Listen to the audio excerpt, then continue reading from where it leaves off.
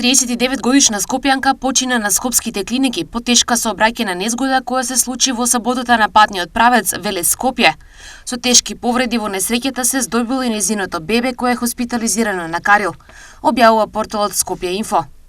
На автопатот Велес Скопје, после напатна станица Отовица, се случила сообраќајна незгода помеѓу патничко возило Рено Меган со скопски регистарски таблички, управувано 41 годишниот ИК од Скопје, и товарно возило ФАП со гостиварски таблички, управувано од 57 годишниот ЗД од Гостивар, информираат од полицијата.